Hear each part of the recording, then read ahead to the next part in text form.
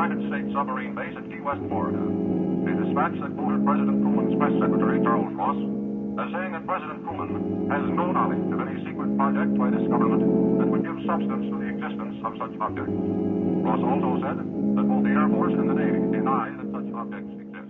You start. Okay. Hey, what's up? My name's Noelle, and I don't know if you guys have been watching Grimes on TikTok. It's some of the worst shit you'll ever hear in your whole entire life because she's really hashtag going through it since her breakup from Elon, and she's written songs about it, and she's online ranting and she's clearly really upset about it. I mean, but anyway, as she's trying to make pseudo-intellectual nonsense sound correct out of her dumb fucking stupid mouth, she then quotes Dune when referencing the anxiety she now has by being online because, she used to be a quote-unquote communist, and then she ended up dating one of the richest men in the world. Princess of capitalism. Yeah. Princess of apartheid. Yeah. She's like, I have anxiety about being online now, and it really upsets my team, but, fear is the mind killer. And I was like, I hate this. I fucking hate this. So anyway, I am hearing Grimes quote Dune and immediately wanting to end my life. And I'm Chelsea. I'm feeling vindicated that I always found Grimes just a little overrated and insufferable. You know what? I want to agree with you so bad now, but I know that that's my current vision of her. But also your breathing is doing the thing. Is it doing it? I don't know what the fuck is up, man. I just want to apologize. I'm going to move the microphone above my mouth. There you go. That's probably smart. I will say the most memorable thing, sorry to cut you off, but the most memorable thing about when we went and saw her was when Alex got hilariously drunk. Yeah. And we took the Uber home. That was a nightmare. I had a great time. She was touring on Art Angels, which is arguably one of her best albums. Visions in 2012 and Art Angels in 2015 are some of her greatest shit. And I was obsessed and in love. And then she had to go and break my fucking heart by dating Elon, and honestly maybe just being her true authentic self, because there have been a bunch of sleuths online putting little Miss Claire, that's her name, putting Claire out to dry, talking about how she's always been like a silver-spooned cunt.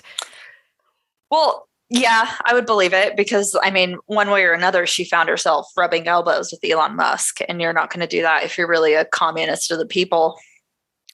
But yeah, the last time I listened to her music was actually at that concert years ago, but I just feel like I've heard better shit from the Birthday Massacre. Who I might be completely wrong. I may be confusing her sound with someone else, but I would say if you like Grimes, listen to Birthday Massacre, because I think they're way better. And I would say if you like Grimes, listen to Poppy. Dope. I don't know who that is. You know who Poppy is. She was doing weird shit on YouTube for a second, but then she got free of whatever bullshit contract that was. And she was putting out weird hyper pop, but in 2020 she put out I don't want to say it's metal, but this was the cover. She's in kind of corpse paint, and the songs are a little more heavier than her old shit, and she actually has a song with fucking Grimes, but I love it. I loved Poppy's 2020 album, and it definitely filled the void of where Grimes used to be. That's fair. I don't know what it just wasn't my thing. I'll listen to pretty much anything, except I really hate techno music. I can get behind that, but it just wasn't for me. But if you like Grimes, Grimes' music, I think that's fine. There ain't no gatekeeping here. Yes, there is. Except for capitalist princesses. Yeah. Because why can't it be me? I'll hate them until I become them. I don't. Okay, I was talking to my mother about this the other day. I was like, you want to know the only thing that's come along with my old age? I'm not money motivated anymore.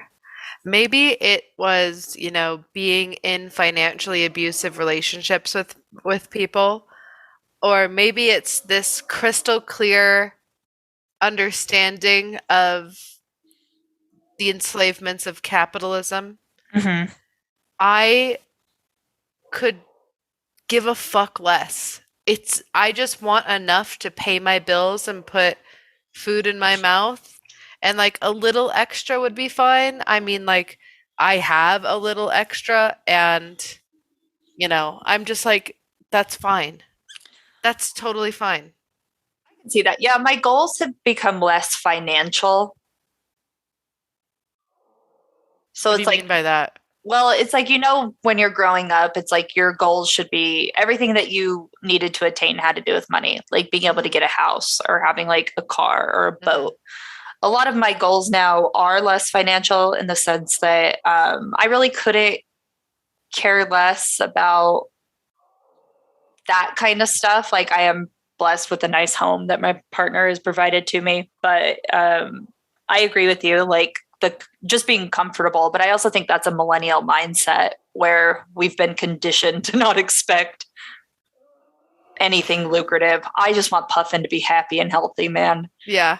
No, I agree with that. I also think that it comes with that eye-opening, that the boomer mentality of a house, the white picket fence American dream just isn't, Yeah. it's not attainable, and also it's not happiness. Like, that's not happiness to me. Monetary goals don't make me happy. Like, I just don't. And I'm not a frivolous spender. I don't like have a shopping addiction. I barely buy myself new clothes. I don't care. I think for a minute I had a problem with plants, but I've even slowed down on that. And by slowed down, I mean like I haven't gotten any lately. Mm-hmm. I just keep what I have and got to just stealing plants from the public by clipping leaves off and propagating them myself. And I shop at like the cheapest food store, like a Mm-hmm. Winco. I just don't, I'm not, and I honestly, this speaks to the way my brain works. Like, I love going out. I love like partying. I love hanging out with people. I love going to the clubs and the bars, but I hate spending money. I hate spending money. I fucking hate it. I get uncomfortable every time my card gets swiped. If it's over $20, I'm feeling uncomfortable. Even if I have like $1,000 in the bank, I don't feel good like Yeah. spending over 20 fucking dollars. And I can obviously spend more for other people easier. Like, that's easier for me, but like, I was telling you today, I felt like such a potato. So I went to go get like a black blazer. And I went to Zara, which is supposed to be like affordable. And after tax, it was almost like $80. It was like $76. But I was like already at the register. And it was the one thing I It's like had. you're obligated to buy it at that Yeah. point. And I was like, Yeah. ugh. But then I immediately walked out of there and felt like horrible.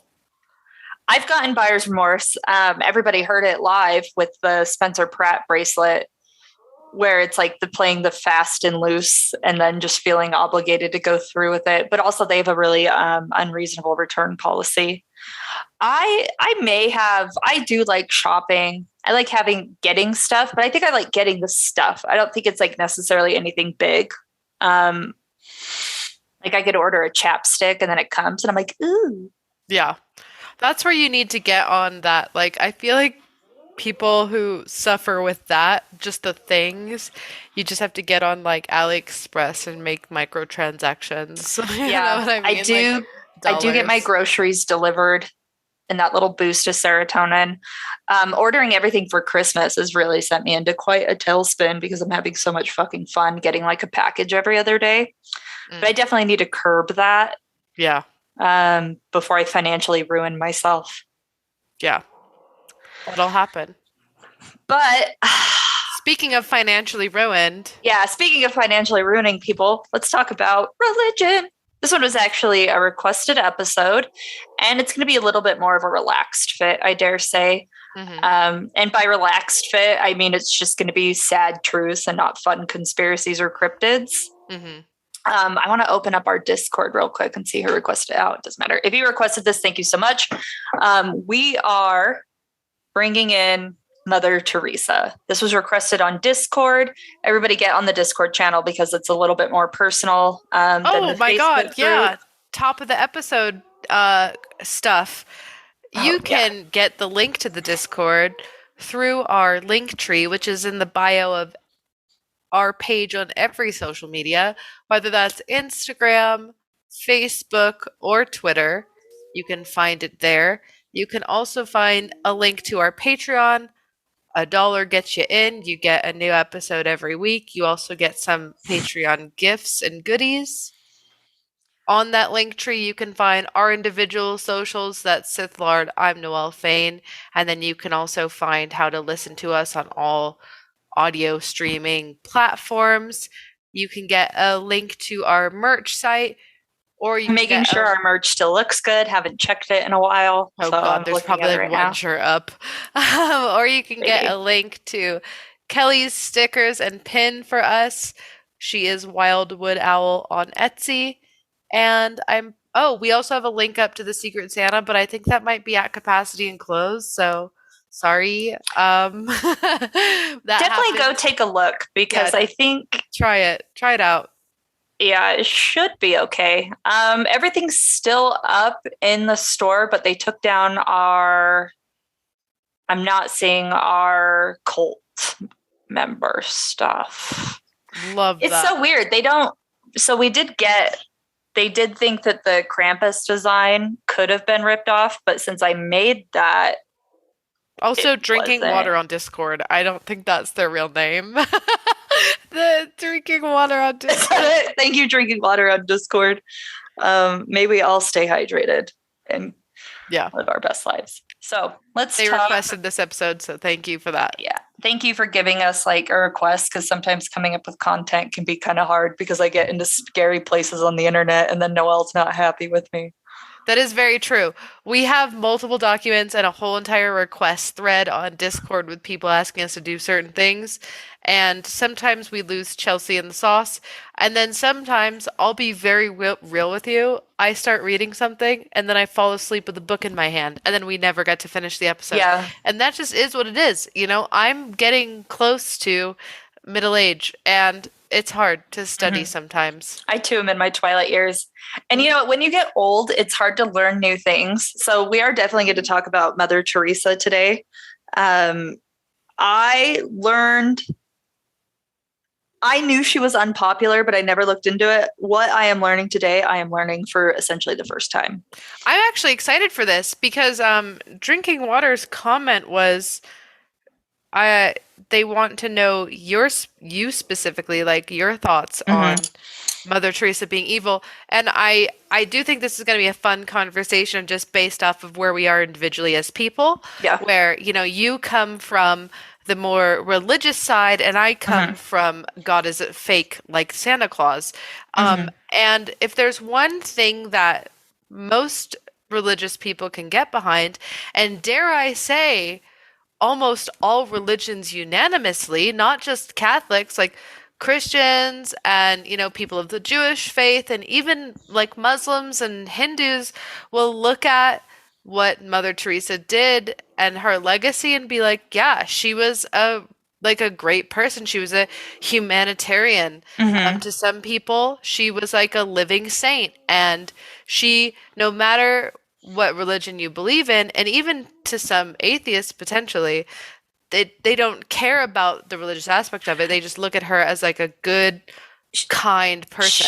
She was popular in religion the way that like Gandhi was popular in religion, where all religions can get behind the person because what they thought was really good. And that's what I saw. Like I'm old and crusty enough that I remember Mother Teresa being on TV and I remember seeing news reports about her.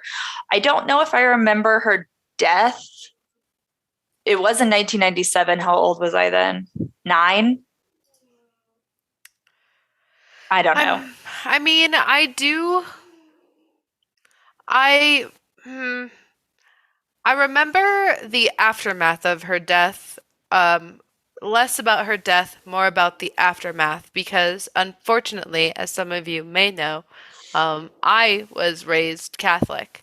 Hmm. And just like how my Catholic family mourned the death of Princess Diana, rest in peace, they mourned the death of Mother Teresa. And Hmm. it was a lot of conversation about will she become a saint? That was a big controversy after she died. That was happening in kind of people of the Catholic faith. They were wondering what they were going to do to like honor her. Yeah. I remember that being a big talking point. I do know that like there were some like big spectacular mourning ceremonies for her. Hmm. Um, but I just like the UN secretary at the time after she died said she is the United Nations, she is peace in the world. And she has set the highest example of service to humanity, which that's what the Prime Minister of Pakistan said, which is like again showing Very surprising. the reach of her. Yeah. Um, so I And mean, she wasn't all bad. We can go into we're gonna go into the origins of Mother Teresa. I think she was, but I would love to hear why you think she's not. Yeah, we will Let's do cover it, it.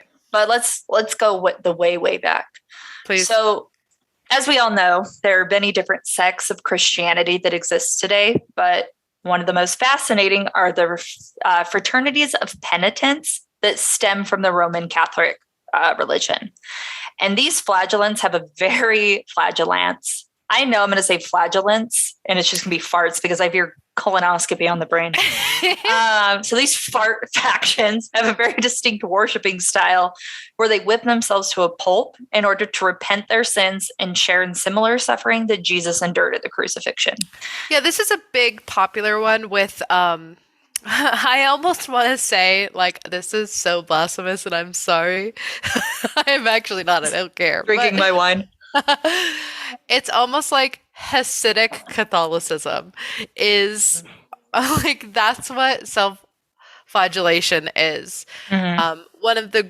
One of the greatest examples I've seen recently, like in the last few years, was in the A24 movie Saint Maud, where she puts nails in her shoes and is walking through this boardwalk area, and she's almost euphoric with pain, feeling at that point she is the closest to God she's ever been. Or the broken glass on a mat as you kneel on it to pray.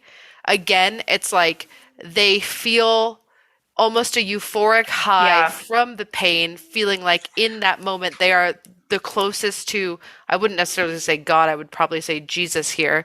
Yeah. In that kind of the vein of suffering is what puts them together. Yeah, I think my first introduction to it, and I don't know if this is common or not, was the Da Vinci Code with that priest Silas who does this. And I'm like, what the fuck is that? I would say think- with the Cat of Nine Tails, Yeah. I would say that's arguably one of the most everyone's big introduction to it. Yeah. There were I don't know what it was about like my leaving of the Catholic faith that made me hyper aware of this extreme version of worship.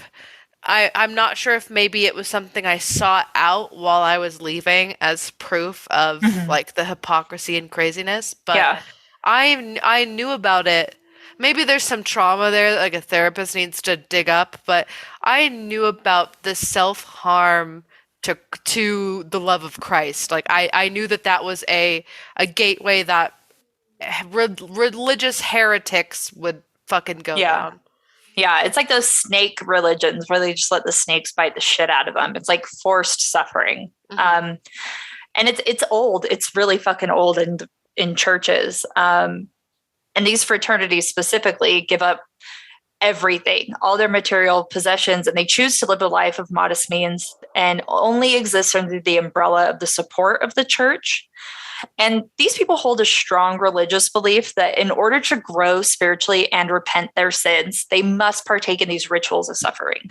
Well, I don't blame them for like going down this path, because they're specifically with like the Catholic faith, they almost say blatantly that like human suffering is a chance to follow the example of Christ. Mm-hmm. And that suffering is just a part of God's plan. Suffering is a trial, and through those trials you find faith, hope, and love to continue.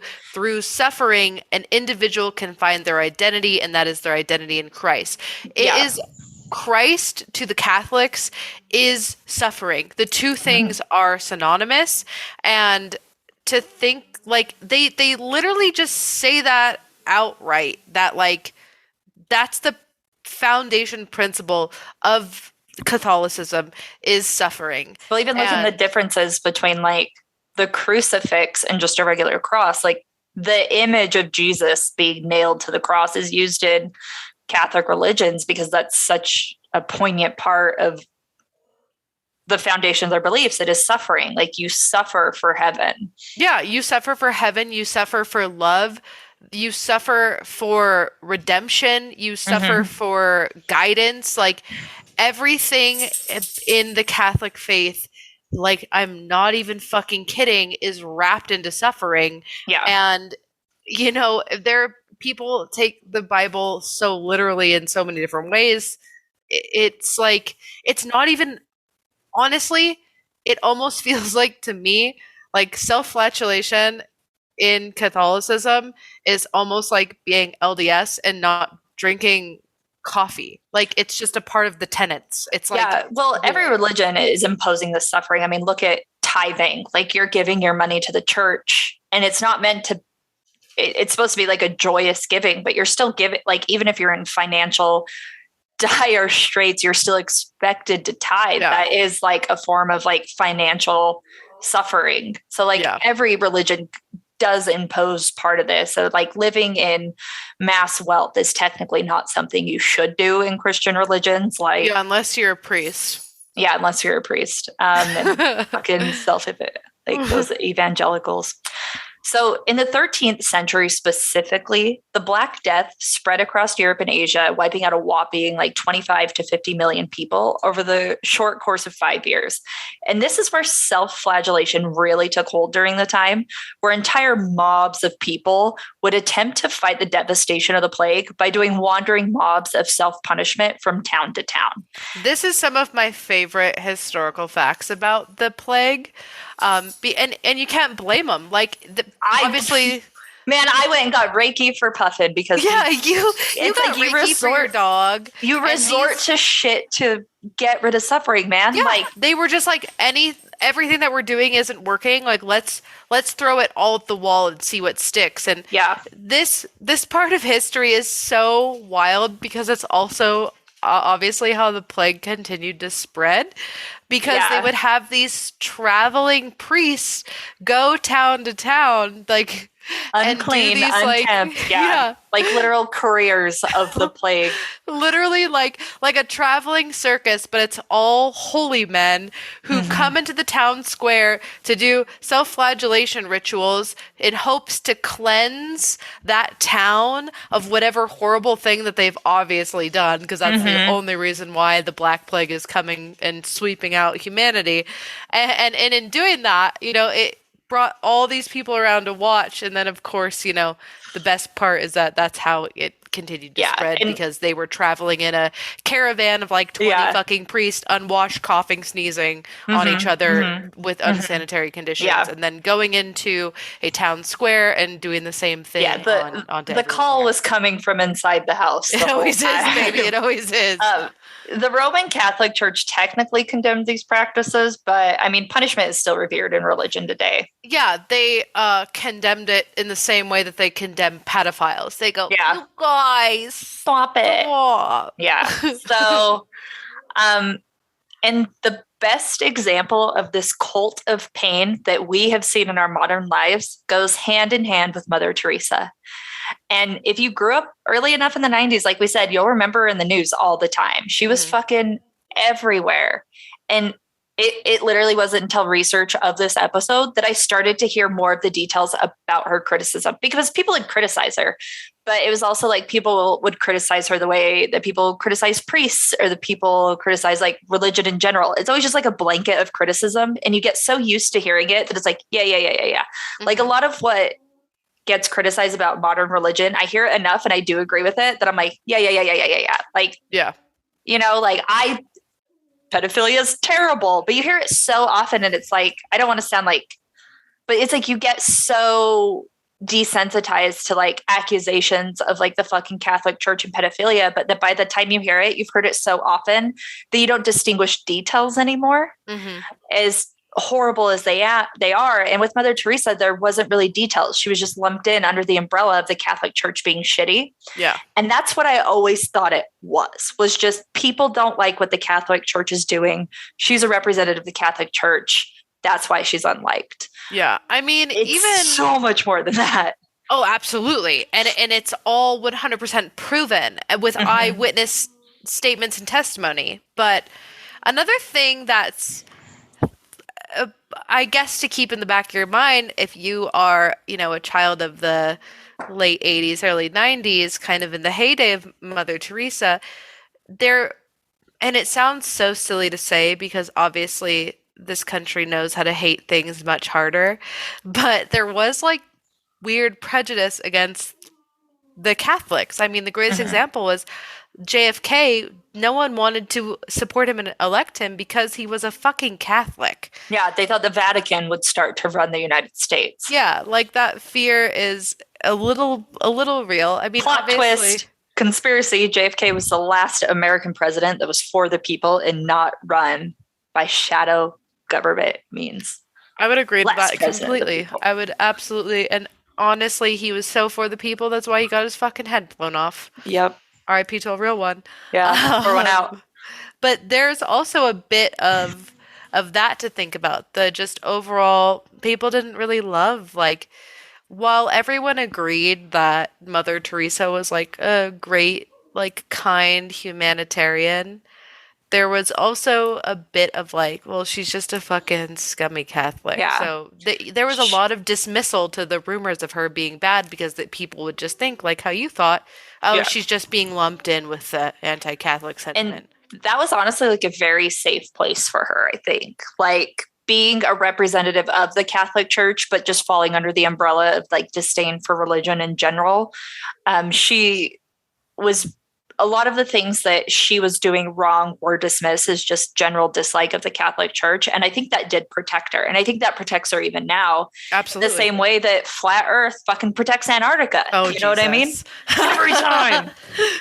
So, and I'm only going to say her real name one fucking time. We're referring to her as Mother Teresa the rest of the time. Go for it. But Mother Teresa was born Agnes Gonje Boyagiu on August 26, 1910 in Northern Macedonia. If I said that wrong, I listened to a YouTube video telling me how to pronounce it and I wrote it out phonetically, but fuck you if it's wrong. Great job. By most accounts, like Teresa was pretty set on being a nun from an early age and like fully committed to that by the age of 12. She would make small pilgrimages from her home in Macedonia to the Shrine of the Black Madonna in Kosovo and stayed consistent in her decision to live her life in the abbot. And she was 18 when she finally left home for Ireland, which is kind of where she was for a very short while before she officially settled down in India. And that's where her career as a nun really took off. Yeah, she said specifically she had the call within the call to go to Calcutta, India. Mm-hmm. And this is like a good theme for her is like she will continuously say that her life was dictated by these like inner calls. Mm-hmm. So her first like real job as a nun was when she joined the Sister of Laredo, which is a sisterhood dedicated to education. And it was here that she learned English. And after joining this sisterhood, it would be the last time Teresa really finally left like her home, her home behind. And she never saw her mother or sister ever again. And her father had been dead for years at this point. He died when she was 8. So she was no longer Agnes. She was now Teresa. So in 1929, Teresa was pretty settled in India. She learned Bengali, which I'm jealous that she can just fucking pick up languages in her adulthood. I've tried and failed, but she did 2 in her early 20s, English and Bengalese, I guess. I mean, there's something to be said about being completely immersed in learning a language versus like sitting down at night with your Duolingo app. Yeah, but I'm still jealous. I mean, as you should be. We are in the dumb American public educational school We're system. hardwired for single language failure. Yep, absolutely. So she immersed herself in the culture, and she assisted, her job was basically just being a teacher at a school called St. Teresa's School. And it was here that she formally took her religious vows, which went down in 1931. And she tried to adopt. So when you become like a nun or a priest, you change your name. And so she tried to change her name to Therese de Lisieux after the patron saint of missionaries. But the name was already taken by another nun in her convent. God, copycat. So so she had to go for the Spanish spelling of Teresa, and the rest is history. Teresa. Yeah. And although she was pretty happy being a teacher, India at the time was right in the middle of the Bengal famine of 1943, which only made the poverty-stricken population of the area suffer even more. And this would be like, if I could pick like one of the worst times to live in history, it would be just this time about. And the famine was completely devastating because people were already suffering the bullshit. Like this was right in the middle of World War II. And an estimated 2 to 3 million people died either of starvation, malaria, unsanitary living conditions, lack of health care, you name it, like the shittiest way to die. But you're in India. Britain leaves you to go fucking fight in World War II. You're left to your own devices, and then you're just dying of either filth or starvation. Yeah. And Mother Teresa said that she specifically got the call from God telling her to go, you are no longer a daughter or a sister or a friend or a teacher. You are now on a mission to help the poorest of the poor. Yeah. And she was definitely bothered by living in her quote unquote ivory tower of being a teacher and then still being housed within the church, that she couldn't really take it anymore. And it was during one of her trips to one of the neighboring cities that's when she heard the inner call of her conscience. And this is the one that really pushed her to leave her position as a teacher and then live amongst the poor. This was only one of many call within a calls. She had quite a few. This is the one that pushed Mother Teresa into the path of like what established her as an international symbol in India.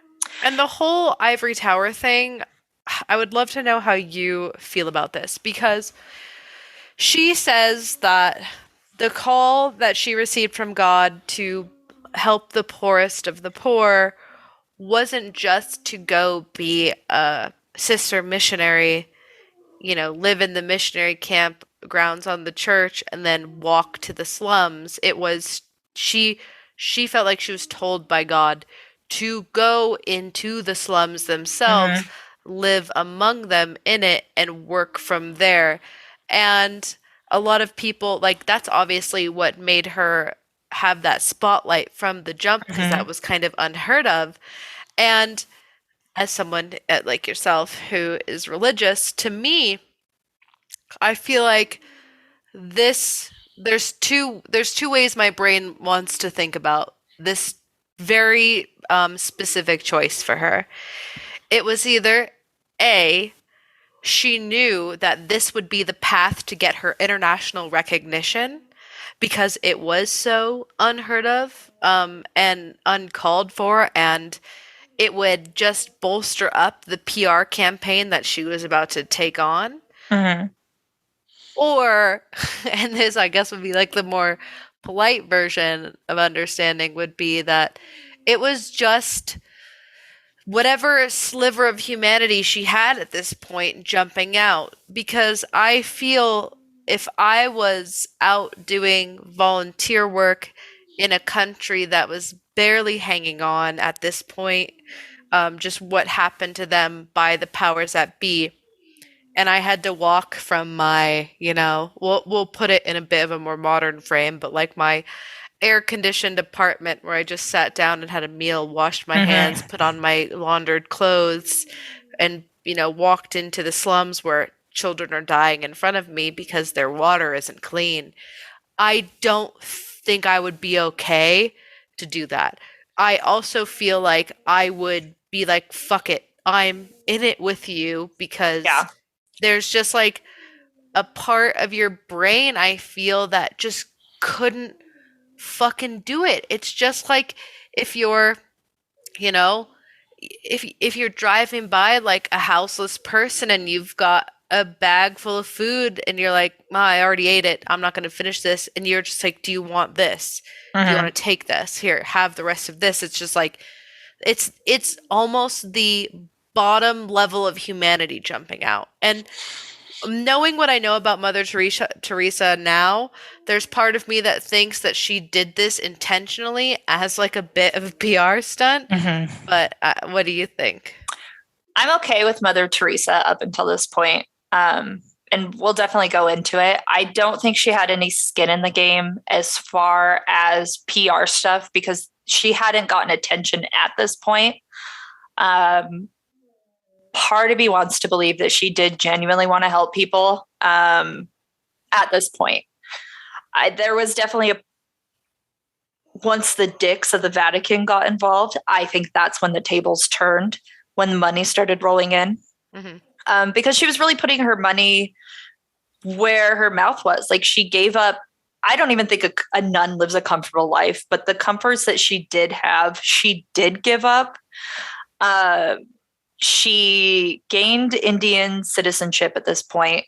She took basic medical and first aid training at a local hospital, and she did spend all of her time in the slums of India.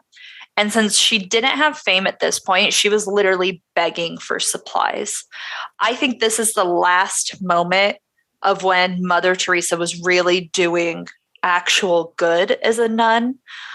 But what ended up happening was the fame and the attention came in. And I think this is where it turns because the money started to roll in. And this is where my criticism of religion comes in, is once it starts to make money is when I think you turn from religion and get into like some sort of like cult mentality or like true evil. Like I think evangelical, like born again Christian mega churches are like the most evil thing to exist because they're under like the guise of God and religion. I think Mother Teresa was a mega church in one person once the money rolled in. I would agree to that completely. Yeah. And what happened is the Vatican saw somebody who got a little bit of attention and then started to give her a little bit more power to not only get money and supplies for people, but a little bit more PR. And with that PR, she became the nun of the people, who she used her image to beg for food along with the locals. But what went from begging to food with the locals turned into her being like a conglomerate for hospice centers, orphanages, leper houses, and more. She formed the Missionaries of Charity, which is an organization of nuns that Mother Teresa created. And those are all the people who wore the iconic blue and white saris that they all had. Like Mother Teresa always wore it. And I mean, it had, and this is as of 2012, the Missionaries of Charity, which is, specifically Mother Teresa's Roman Catholic congregation, had over 4,500 nuns and was active in 133 countries. And this was as of 2012. I don't think anyone's counting anymore because no one fucking cares. Yeah. But it's crazy. It's crazy because what started as literally begging for scraps on the street turned into what's likely $1 billion industry. Absolutely. And as the saying goes, the road to hell is paved with good intentions. Because once Mother Teresa got fame, she wasn't rubbing elbows with the poorest people in the world anymore. She was globe-trotting around as a figurehead of charity and joining the most influential people in the world for lunch. She won a Nobel Peace Prize in the 1970s, and there wasn't really a peep about what was actually going on with her and her charities behind closed doors. So let's talk about where I think Mother Teresa turned. I want to say that so there were two notable awards that she got. And keep in mind, there's a laundry list. You Yeah. can go look it up. There's literally hundreds of awards that she was given by different countries, leaders, groups, organizations, whatever, because the Catholic Church literally picked her up and used her as their Poster child. traveling salesperson, essentially. And in that, that's how she was basically going on a press tour, like right before a movie comes out. And the movie was hide the pedophilia of the Catholic Church, put Mother Teresa out.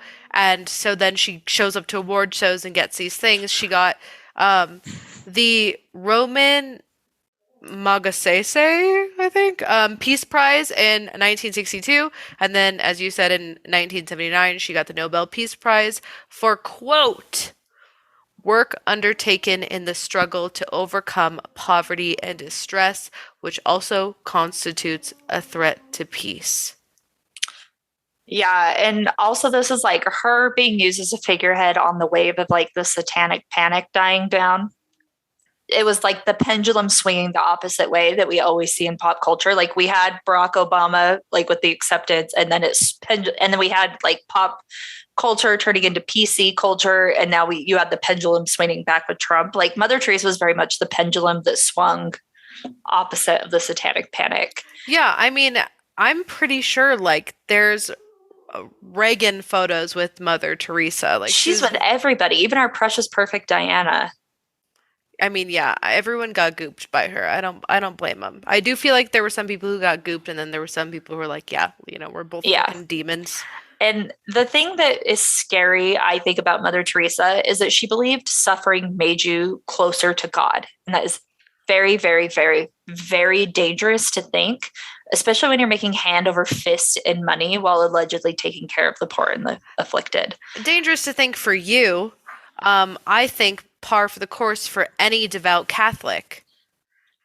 Obviously, when, some Catholic family from Long Island uses the term like, suffering gets you closer to God in your darkest times of suffering, when you are on your hands and knees begging for the pain to stop and life to give you a break, that is when you are the closest to God. That is when he will reach down and touch you. So, yeah, to anyone with an ounce of sanity, putting your faith in suffering sounds menacing and just a perfect storm for problems. To someone, like a Catholic nun who's now making millions and billions of dollars traveling the world about it. It was the fucking perfect. The amount of money that Mother Teresa made for the Catholic Church, like in 1993, she brought in $2.5 million that we know of, right? Yeah. To the Vatican. Yep. And people thought this money was going into the organizations or to actually helping the poor. We all know that wasn't happening. And she was actually exposed in a new article from the New York Times, which said that the Missionary of Charity organization that she founded is one of the richest in the world. But under her watch, quote, they used syringes, or any used syringes were rinsed with cold water. Tuberculosis patients were not put in quarantine, and pain medicine was not prescribed. And this is because some of the people who knew Mother Teresa best claimed that she not only believed in suffering, but she also thought that by allowing these people to die horrific and preventable deaths would allow them a journey that was pious and speed line straight to heaven. Yeah. And it was not a hospice home. They weren't being made comfortable. No, it was a house of death. You weren't coming. If you were taken to one of Mother Teresa's hospice centers of kindness and caring, you weren't going there to be treated. And this was, people were dying of HIV and AIDS, leprosy, tuberculosis, malaria. Oh, the big bigs. And they got nothing stronger than over-the-counter medicine most of the time. They would get a contaminated glass of water and a used syringe, and They would be tied to their beds. A lot of children who had disabilities or mental issues would be dropped off there, and they were literally tied to their bed and starved, and would often, and then this was back in the day of exorcisms, and they would be starved to death in that process. And you weren't going there to be treated. You were going there to die the most painful, horrific death known to man. It was like, when you go to an airport, you can either walk to your terminal or you get on those like flattened escalators where you can do like the Twilight quick walk to your terminal. Yeah. Mother Teresa didn't run treatment centers. She ran flattened escalators, carrying you faster to death so that you could get to heaven faster. I mean, I know that this is a tough thing to throw around, but like in a way, I do feel like she was doing like a fucking Kroger brand death camp, She wasn't turning on the gas in the showers, but she was starving people and not giving them treatable, medication that would immediately cure them. She was, like tying up immune compromised people in a room together and leaving them in silence and darkness. It was torture. Drawing blood from one patient and then just rinsing a syringe under tap water before using it for the next one. When you're bringing in that kind of money, especially for like a charity organization run by volunteers, like you're not having the overhead that you're thinking of like a regular medicinal center would have. And in places like India and like some of these poorest regions, that money goes so fucking far, and it was just not used for treatment. It went straight into the pockets of the Vatican. I mean, when they were forced to, like, they were forcibly bathing, I don't even want to call them patients, victims in these, and they refused to install water heaters.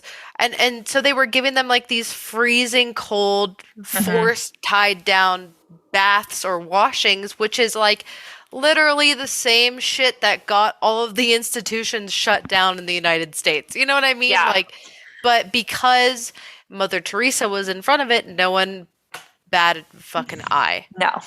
And it was also in like regions where like it wasn't necessarily white people suffering, so it was very overlooked. And in fact, one of the volunteers, one of Mother Teresa's House of the Dying, named Mary Loudon, was interviewed in 1994 and made the following statement about the conditions of some of the facilities she volunteered at. She said they didn't have enough drips. The needles they used and reused over and over and over again. And you would see some of those nuns rinsing them under cold tap water. And when she brought up concerns about the lack of sterilization, Mary was informed that they weren't in the healing business. They were there to bring people closer to God, and the only way to do that was through true suffering. If they were meant to be healed, then sterilization didn't matter. And before anyone wants to point out that, like, because this got so huge that Mother Teresa couldn't possibly oversee every single instance of like mistreatment in her facilities, it is important to note that she did promote this idea of suffering and promoted it often. And in fact, after she died, when some of her writings came to light, some of her letters, like she even doubled down on this thought. So here's another quote. This is a quote directly from Mother Teresa. And in fact, is even better than a quote. She fucking wrote this. So we're not even misquoting her at this point. Love it. She wrote, "Sorrow, suffering is but a kiss of Jesus, a sign that you have come so close to Jesus that he can kiss you. I think this is the most beautiful definition of suffering. So let us be happy when Jesus just stoops down to kiss us." Yep. That's really good stuff. And it's like, we're not talking suffering in the sense that you grew up like maybe in a bad socioeconomic status and you have to like quote unquote pull yourself up from the bootstraps. We're talking about like using AIDS needles on the same, like one needle for every patient in the ward, making like it worse, using AIDS needles on tuberculosis patients, vice versa. And her framing it in a way that this is Jesus embracing you, which as a Christian, like, whoa, like to promote that idea, but like she's not saying it in a dirty way. She's like, no, sorrow and suffering is being kissed by Jesus. Like she makes it almost sound like, yeah, you're fucking welcome. But then you peel back those layers and you're like, she doesn't mean sorrow and suffering in the sense that like you're just having a bad life in general. She means sorrow and suffering and using the same needles to make you fucking worse. Yeah, she means physical pain. She means real life physical harm and pain. Not, I mean, mental pain comes along with that, but like she's talking about strapping you to a chair for 48 hours. Like it's unbelievable. It's war crimes. It's like literally crimes against humanity, human rights violations, and she's wrapping it up in the bow of love from Jesus. And I mean, like, the other thing about, the whole, she had 30 million in the bank and was taking donations, quote unquote, from like people who were committed to like genocides. Like she didn't fucking care. Like let's actually get into that too. Because she was fucking taking money from very, very, very bad people. So let's talk about the idea of indulgences. Indulgences is a really old school of thought in the Catholic religion where the church claimed that you could more or less buy your way into heaven. I would compare it to modern day Scientology, where the more money you give, the more privileges you get. But with Catholicism, it was definitely in the afterlife. And this is where you get Martin Luther and the Reformation and nailing it to the doors of the church was basically like, you can't fucking do that. Like your status in the afterlife should have nothing to do with monetary value here on earth. So the emphasis is just basically like the more you give, the better you get in heaven. And in the documentary Hell's Angel by Christopher Hitchens, audiences found out about some of the really shitty people that Mother Teresa hung out with and allowed them to fund her cause. And there were a lot. I wanted to pick what I thought was the worst one.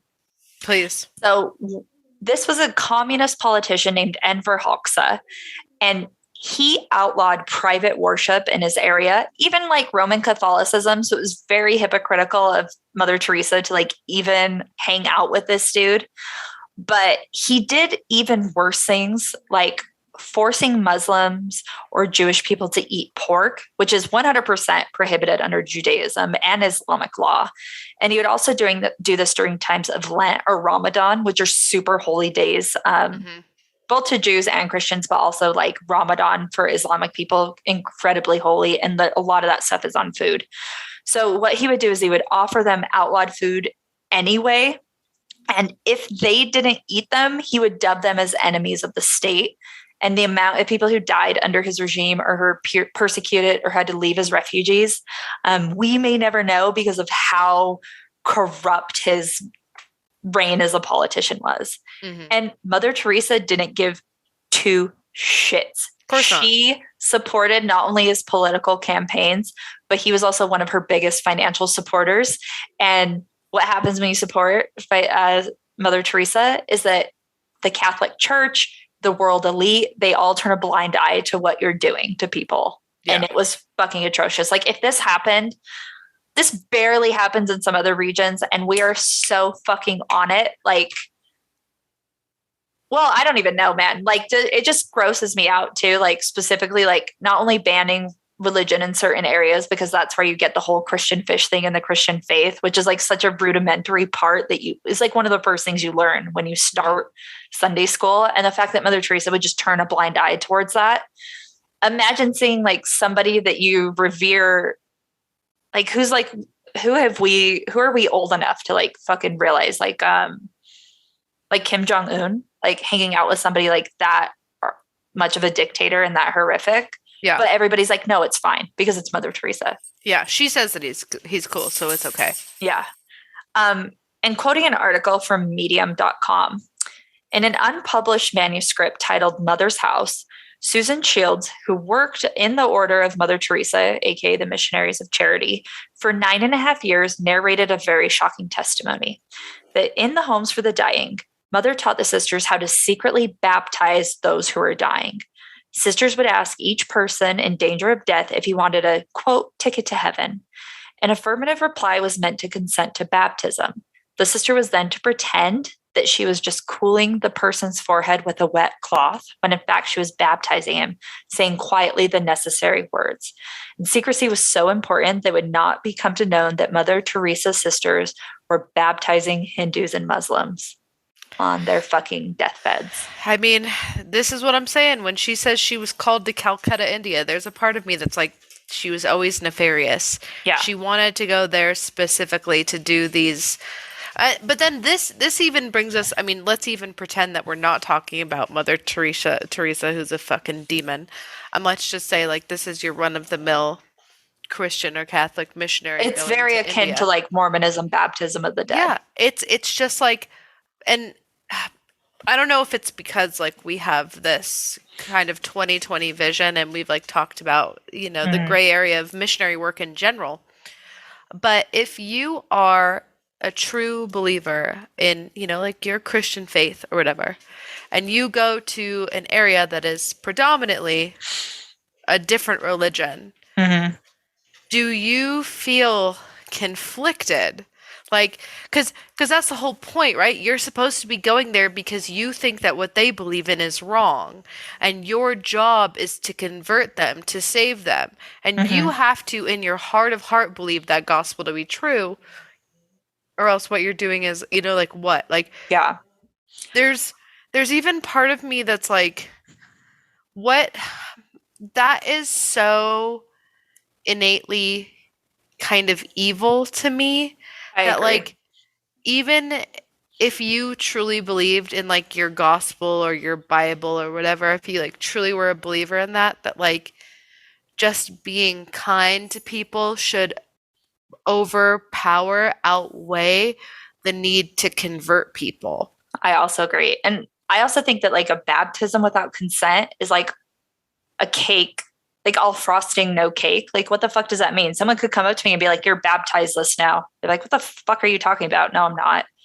I do think all of this is like gross. I wouldn't, and I was very surprised to see it because that's not like we're not told that. You know what I mean? It's like we don't get taught about the shitty things that people do. It's all just, I don't want to say it's whitewashed, but it's very much westernized to the point of like, oh, look at what these like Western type religions are doing. Like we're doing all good. And then you find out, no, people think that they're being fucking bathed, you know, and they're being secretly baptized. That's gross. It's like a moral, I don't want to use the hard R word, but it is like some sort of moral violation. I absolutely would agree that it's like a moral violation, if you will. And it by doing that action in itself erases any good intention you have. Yeah. And I think that is like, I would say that both for the Mother Teresa baptisms of Hindus, I would also say it to, you know, our lovely friends at the LDS Church with their baptisms of the dead. I think the action, the lack of consent, is what immediately takes whatever good intention you had in doing that, even if you've believed in your heart that it was true. It takes that and it makes it evil. It completely erases itself. Yeah. I think that like anyone, specifically like these nuns who are like quietly baptizing people, that's like just such a fucking just punching your ticket to hell, man. I think it's. I would agree to that. But I was also like the type of religion I was raised in. There isn't like an afterlife separate from like Hindus and Muslims. Like it was all just very much of like what you believe is where you go. So it didn't really matter like what you were. It was just the fundamental goodness. I don't want to get in like, I don't know. I think this is gross, but it's also like another reason of why like I think organized religion is just like inherently bad, specifically like mega churches or any religious organization that's making money like this. Yeah. It's the same way like you can take like the best person in the world, you turn them into a millionaire, billionaire, and they become a bad person. Yeah, no, I would agree. And I mean, we've talked about my stance on missionary work in the past, but this once again validates that I believe that missionary work is that double helix of what the people who do it probably think are good intentions. Yeah. But it's completely wrapped and tied up against horrific human actions. My opinion of missionary work is it should be all bra and no titties. Like you are supporting, you're not like, it's an enemy of culture, really. And we see it like. Yeah. If you're doing true missionary work, you should never talk about God or your religion one day in your fucking life there. You shouldn't. You should keep your dumb little holy mouth shut. It should, you know, the holiness can stay in your mind and your holes stay closed. Yeah, why can't your like tithing be time or talent, you know? Oh, because you know why. You know why, just as why. I know why. Because it never, just like we said, if I came to my religion and I said, I'm on food stamps, I've got 5 kids, and I live in a 1-bedroom apartment, I'm already working 2 jobs, and I'm a single mom. I want to give tithing, I do, but I financially cannot. Yeah. Can I offer babysitting services for, the women in the No, because Lord? your tithing would mean so much more because you suffer more by giving your tithing. That's why your tithing's more fucking important than a rich ass person who it doesn't affect them at all. Their tithing isn't as important, even though it has a higher monetary value. That's what they want you to think, man. Yeah, That's what they'll package it up as, but at the end of the day, it's because those private jets aren't going to pay for themselves, baby. And that's why cults of suffering that get tied up into religion are just so fucking bad. It shouldn't hurt in any means, and you should feed your own fucking kids before you're tithing. You know what I mean? Yeah. And it's really scary once you realize what Mother Teresa was doing, and she was opening her doors to terminally ill patients who were expecting free health care, but what they got was subpar treatment so that they could be secretly converted to Christianity when they died. She created the Ford model of just bringing them in, putting them on the little excavator belt. You come in sick, you leave a Christian. I don't fucking care what happens in the middle. We're a meat packing plant and you're getting just grinded up and you're the ground beef of Christianity. Yeah. And why spend money on treatment when you're just sending freshly baptized souls to heaven in mass? It was like a mass sacrifice of Christianity. Yeah, no, 1,000%. It was it was showing up to the face of death and being can't wait to exploit you. Yeah, and she is a fucking hypocrite too, because in his book, The Untold Story, Arup Chatterjee states that Teresa always checked into the best hospitals when she was not well.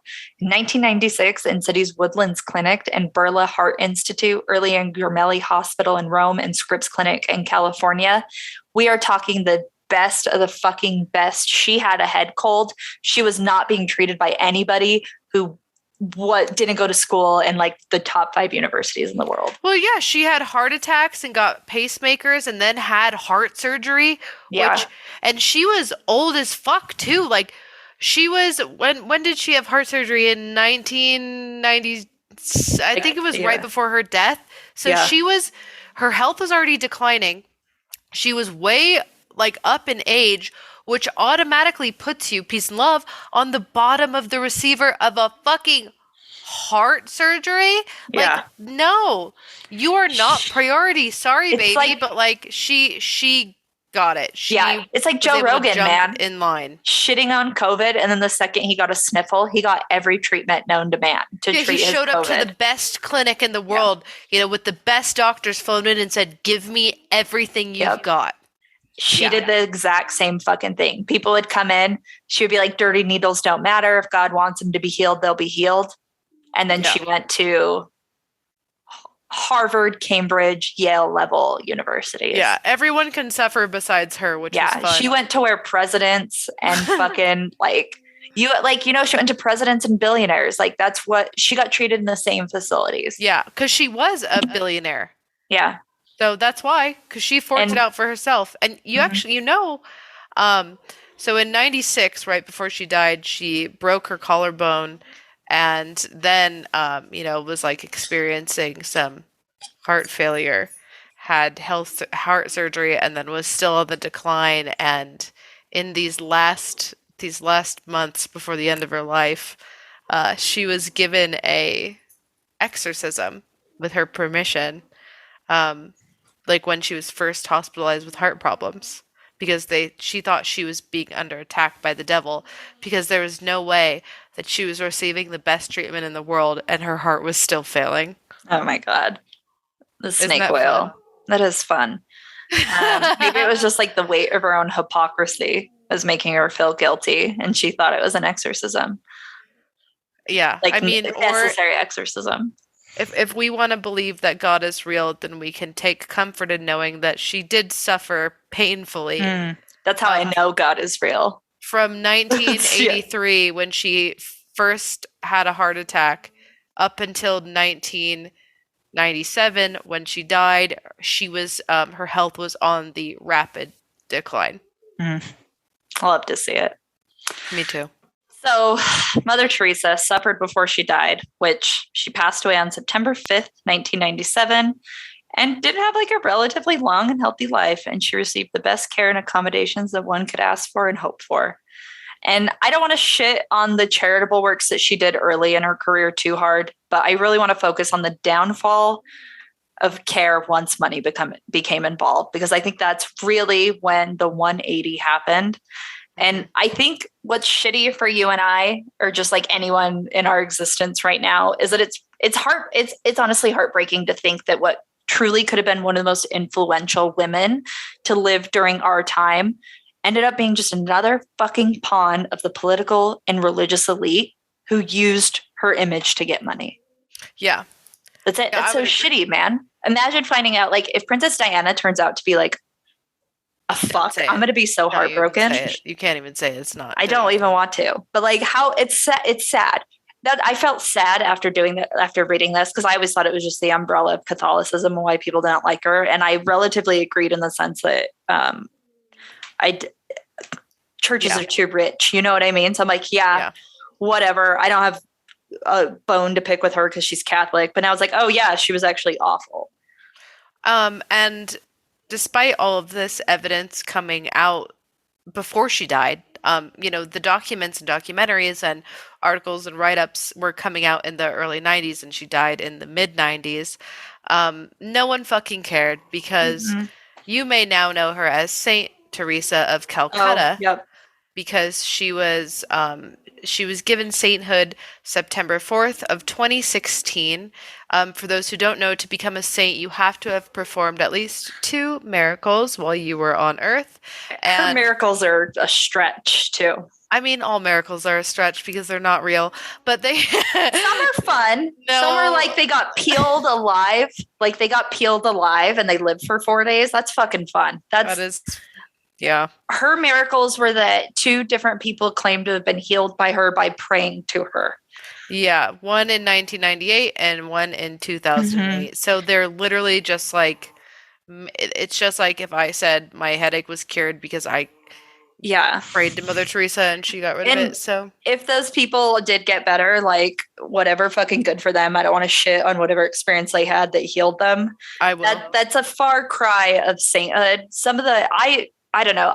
Despite not being Catholic and never have been Catholic, I am obsessed with the stories of the saints. Some of them are so cool. Like, because they're heavy metal as fuck. There's a reason why the Catholics have Jesus weeping blood, malnourished and guts and entrails falling out. It's because they're heavy metal as fuck. So fucking hardcore. Just reading stories of some of the saints. And maybe then when they said suffering, they meant it with a capital S. Yeah, and then we get this Kroger brand bullshit who use dirty needles. I feel wrong. I know. Oh, that you prayed and you felt better, and now she's a fucking saint.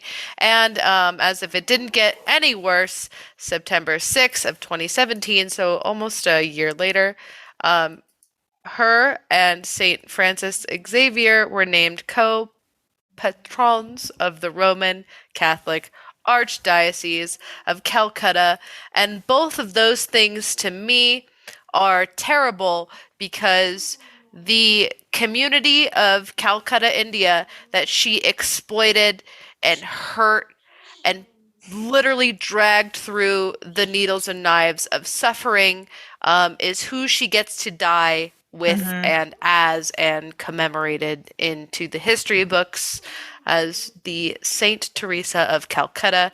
And I hope all of India and I, and now you, can just give her, and everyone listening can give Mother Teresa the big fucking finger and point it down, because if there is a heaven and hell, she's not above, baby. She's rotten in the firing pits of brimstone.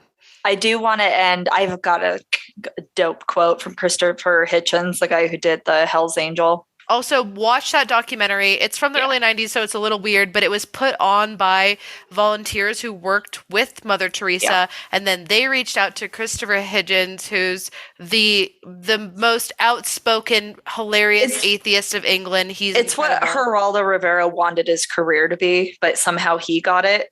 Absolutely. But Christopher Hitchens was doing like the real Lord's work by exposing this. By not believing in the Lord at all.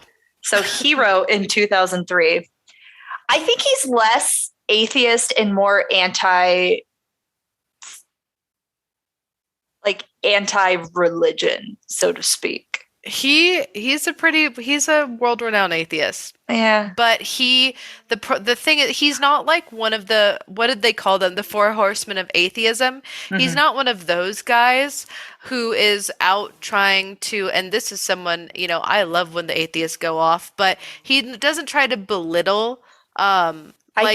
He tries to. Yeah, he's very eloquent and scientific behind it. Like one of his famous quotes is like, "If God is real, then why do children have cancer?" But read your quote. So he wrote this in 2003. This returns us to the medieval corruption of the church, which sold indulgences to the rich while preaching hellfire and continence to the poor. Mother Teresa was not a friend of the poor. She was a friend of poverty. She said that suffering was a gift from God. She spent her life opposing the only known cure for poverty, which is the empowerment of women and the emancipation of them from a livestock version of compulsory reproduction. Her intention was not to help people.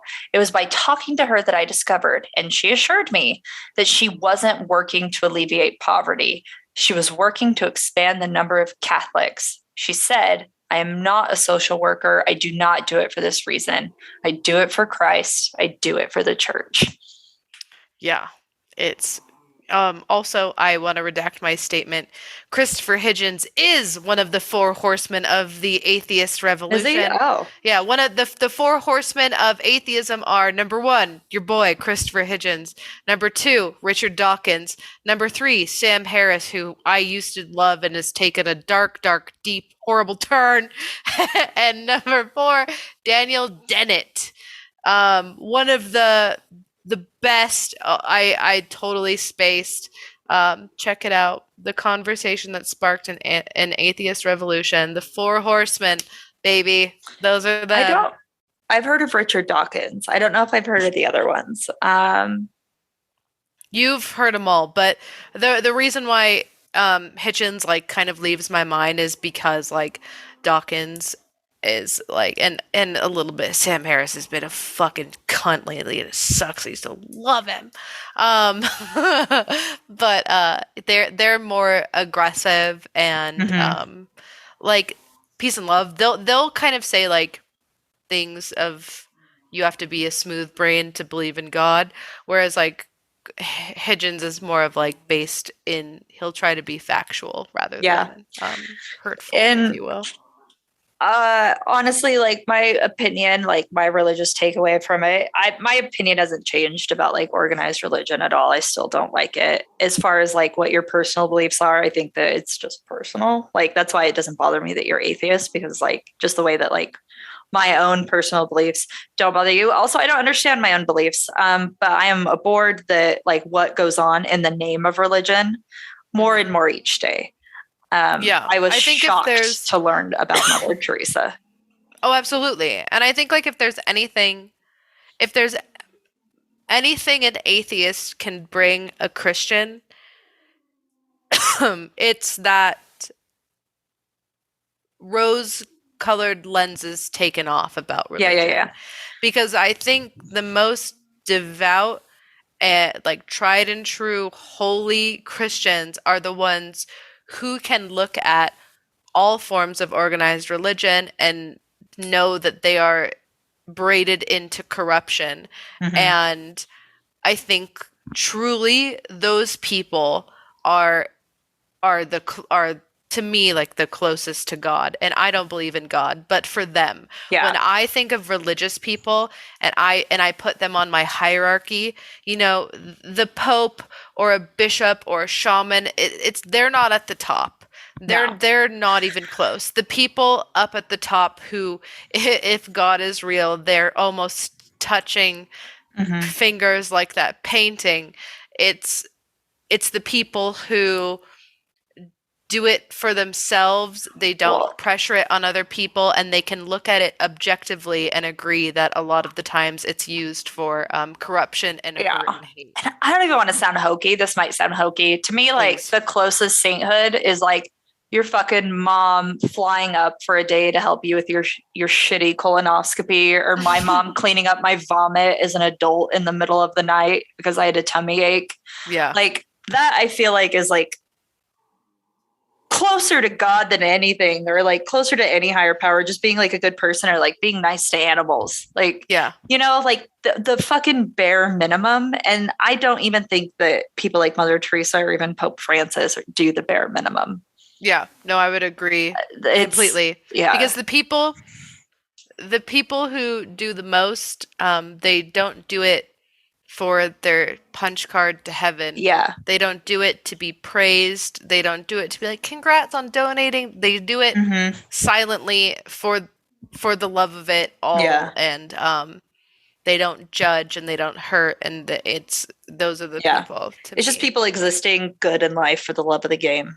Yeah, for sure. Like your precious, perfect mom. She is precious. I wish I could toast her, but I already finished. I'll drink water to her. Drink some air. Yeah. She, as I was like unconscious, she went and got new sheets for my bed, and she, you know, all these. I've never heard anything bad about her. Even when she slapped you, I still think she's a hero. It's true. She's sweet. Oh man, what a gemstone. But yeah, there you go, everyone. Yeah, whatever. And this is, I picked 2 bad things that Mother Teresa did. There are so many of them.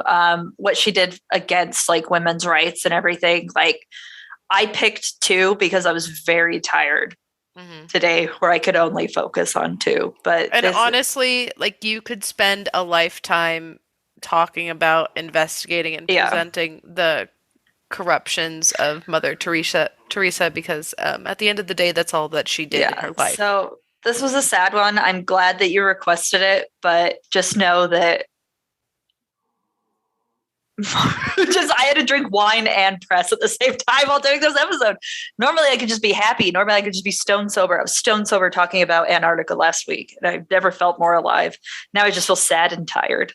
I always feel alive when I get to talk about the corruptions of religion, because it is my job to put a mirror in the face of the devout and say, hey, you're wrong. Just a friendly reminder that 100% of our proceeds are going to the Church of Satan.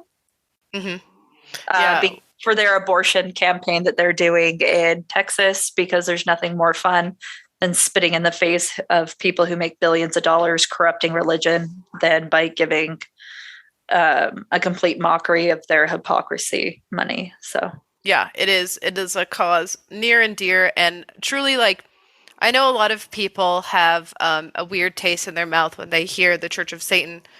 Well, I should say the Satanic Temple. You should have a bad taste in your mouth for the Church of Satan. The Church of Satan is Anton LaVey wearing capes, being Dracula, titties out. I do think it is fun and kind of metal, but it is the cosplay, the Halloween parties. The Satanic Temple, TST, they are the ones, you know, the Church of Satan kind of low-key believes in Satan, and that's kind of why they do their little silly things. TST is a completely like atheist organization. It's not a religion. It's an organization.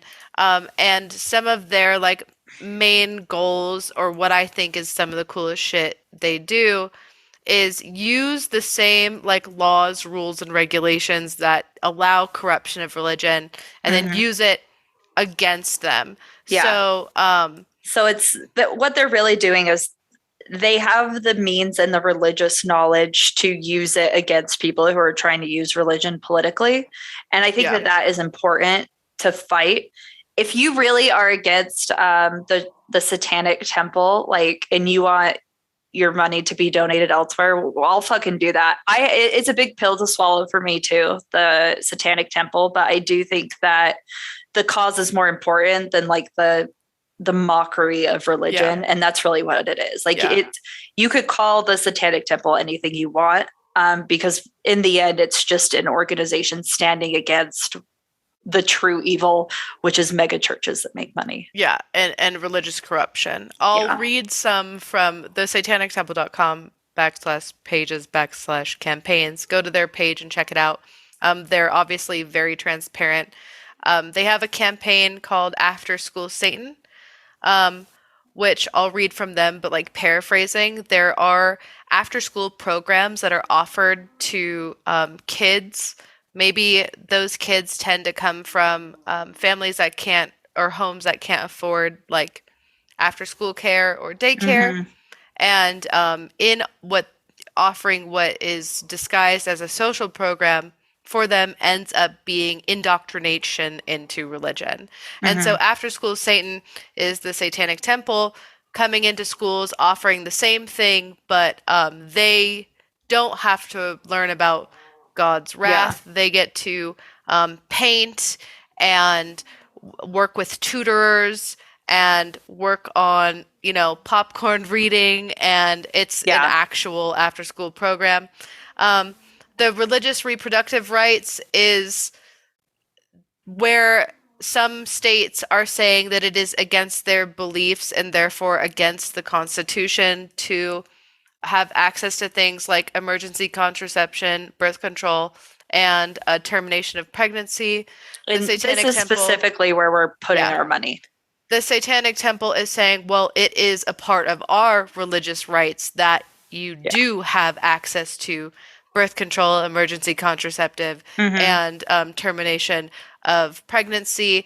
And you, by telling us that we cannot, are infringing on our religious freedom, since it is something that we believe in as a part of our religion. Another one is Protect Children Project, where there are Christian or Catholic schools, or honestly any religion, that allows for punishment. I believe the term is corporal punishment, where your teachers are allowed to hit you, or just be abused in general by school faculty. The Protect Children Project will put the school on notice and go and pays for representation to help kids who are being abused in school systems. The Satanic Temple versus Scottsdale, Arizona. This is about the council's discriminatory invocation. So they do a prayer before they do court proceedings, which they feel like there's a separation of church and state for a reason, and literally bringing in prayer to God, specifically God, Christian God, before a court proceeding is a spit in the face of the separation of church and state. And so then they said, if you want to do your prayer before a court, then we would like to come and do our prayer before court. And so obviously they don't want to, the city of Scottsdale, Arizona does not want them to do that. So it's an ongoing court case, basically fronting to say, stop praying to a Christian God before you take a thing to trial. We have the separation of church and state for and really what's important is to keep figureheads in religion, prevent them from being infallible. So and that comes to religious organizations themselves. Like, you can't say that like Presbyterians are infallible or the Catholic Church is infallible,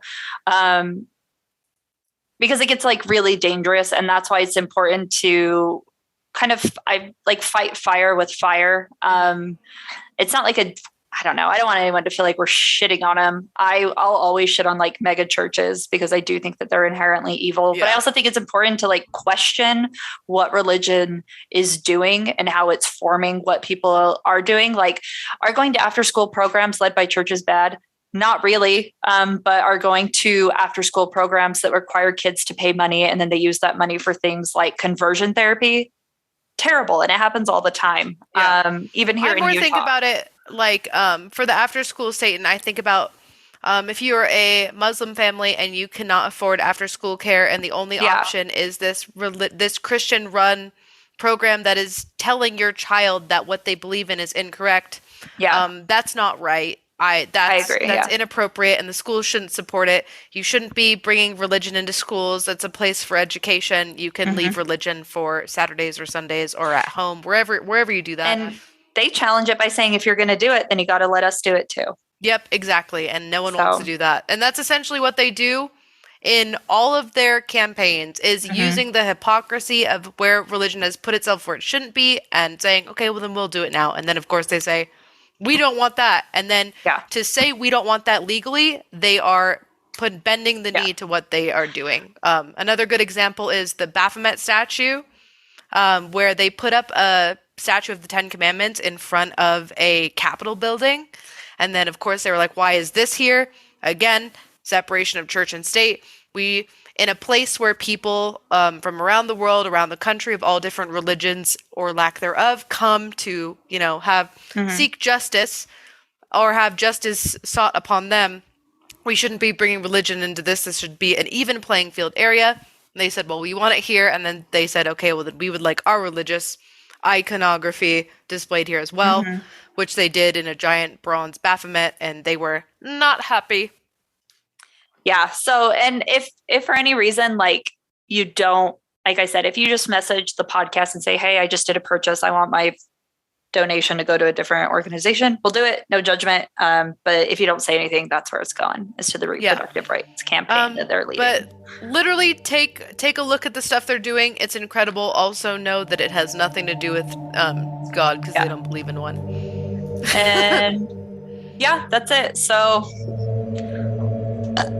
that's my burp to close out the episode. Nice. So, now more than ever, as I prepare to lay in my comfy little bed and cozy up, knowing that Mother Teresa is a rotting skull somewhere in the ground, I would like to say, hail Satan.